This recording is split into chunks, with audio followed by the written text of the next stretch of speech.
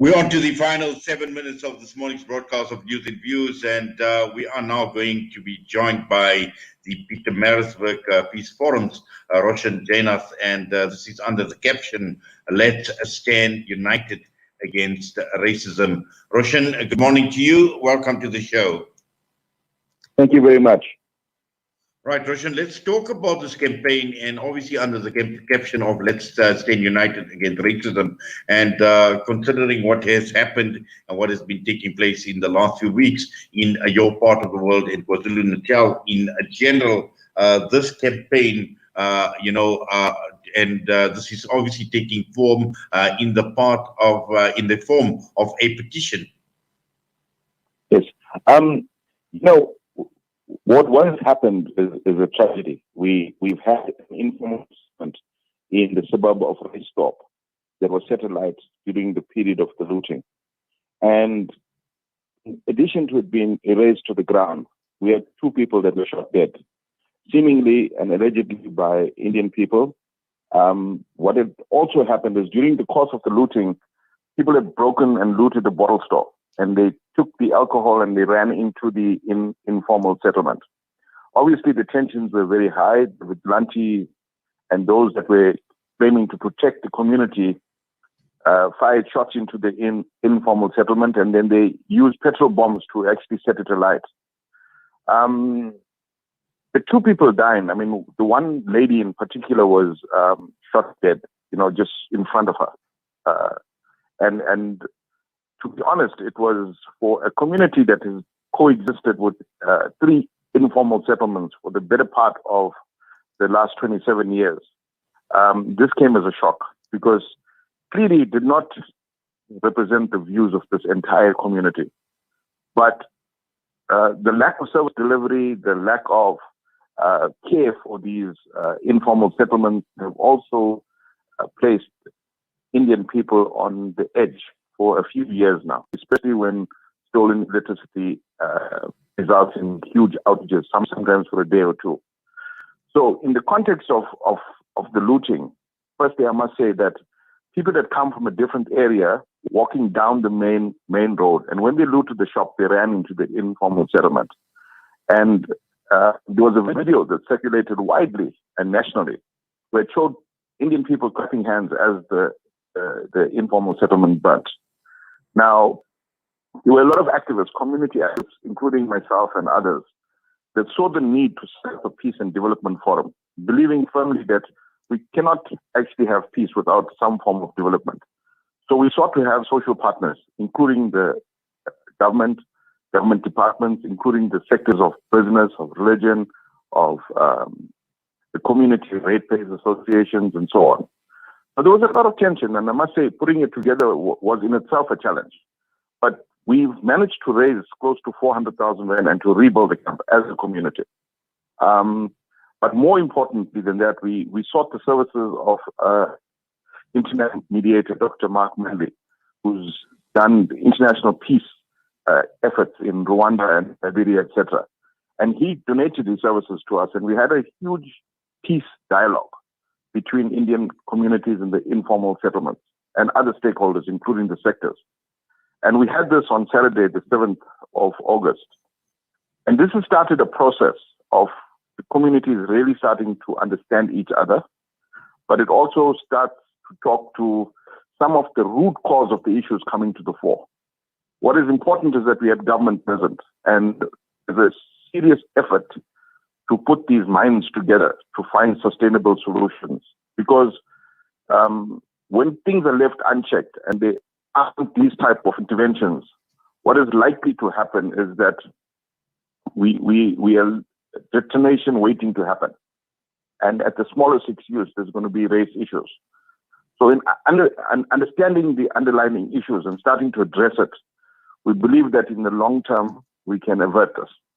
I must also say and compliment the entire team that has been involved, because I think in the manner in which we reacted to rebuilding the camp and even adding sanitation and even adding a fence to protect people, we probably averted what happened in Phoenix. So the core for us is that without this type of development, without the partnerships in the entire community, this is not possible on a sustainable basis. So there's a lot more work to do. And for us, this is just the beginning.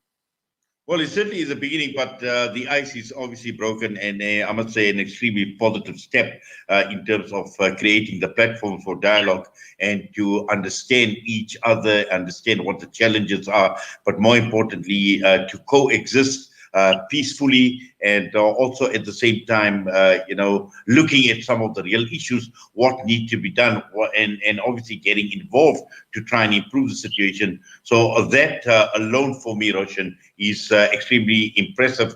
Just taking it further from here, what is the next step? Well, the next step is that we have now taken the residents who have some very legitimate concerns, and we've asked them to formalize their structure. Wadee, Ratepayers Association.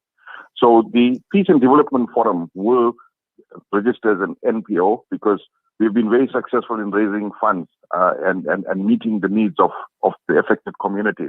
So we don't want to be the front for the community. We actually want to be peacemakers.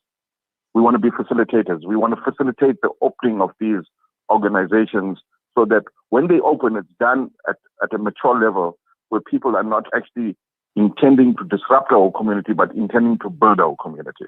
So we've got the police involved. We've got the people that are now working very hard on the constitution for a ratepayers organization. So we do believe if we organize ourselves, we'll be in a much better position to avert these types of problems. And even if it does happen, to react to it in a much more meaningful way. And then we're also launching a peace day with the community liaison and safety.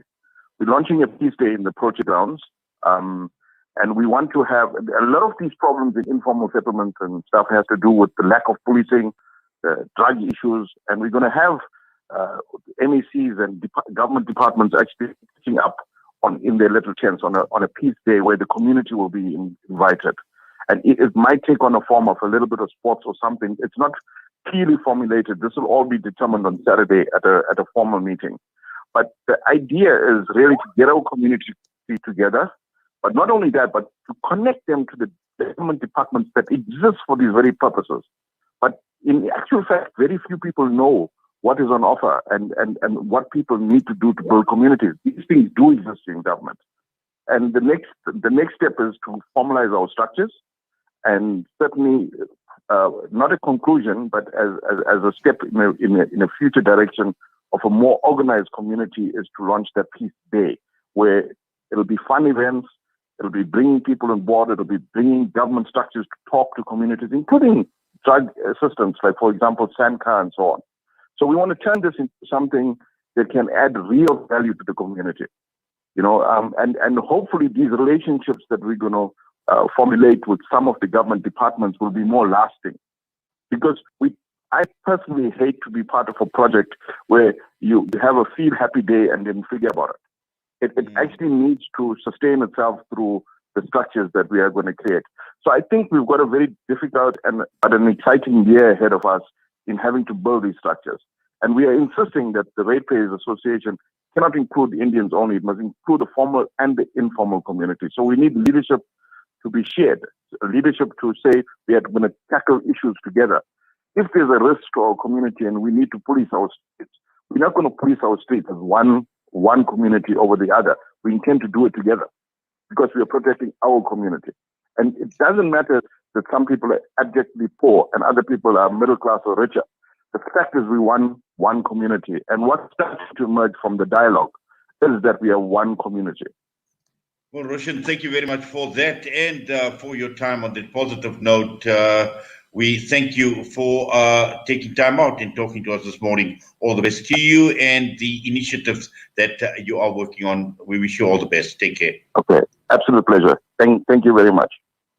Well, that brings us to the end of this morning's broadcast with Roshan Jainath out of the Pietermaritzburg Peace Forum. And with that, it's time for me to sign off. I'll be back with you once again tomorrow, same time, same place on News and Views. Assalamu alaikum wa rahmatullahi wa barakatuh.